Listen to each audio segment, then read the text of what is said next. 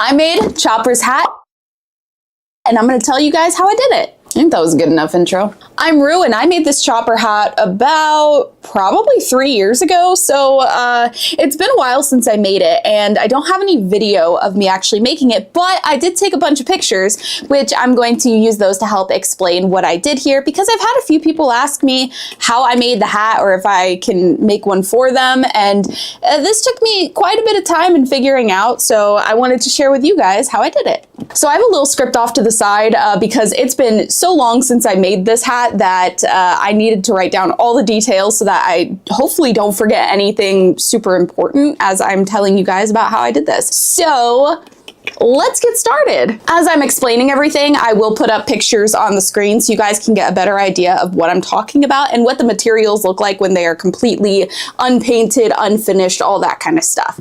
The very first thing I did was make the brim of the hat. So this big old part right here, I'll give you a little inside look.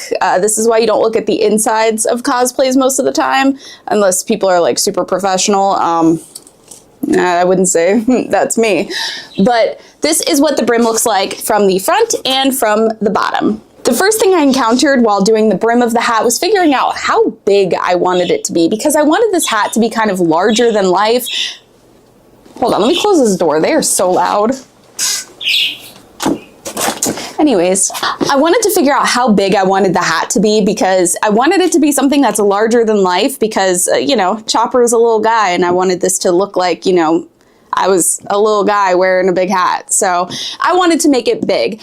And the thing that I found that was actually the perfect size was a large metal dog bowl that we were not using. The materials I used for the brim are EVA foam sheets and then insulation foam board. So I'll let you guys see inside here, but that green bit right here, that is the insulation foam board, and all of this right here and this right here and this right here is EVA foam.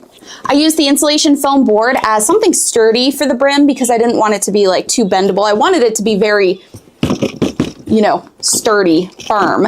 But insulation foam board is also very kind of brittle and breaks easily. So I wanted something on top of that too that can kind of protect the insulation foam board. Plus the insulation foam board, I feel like just wasn't the best material for me to paint on and everything. So I wanted to cover it with some EVA foam. So I used a layer of EVA foam on the bottom, onto the top, and then on the side.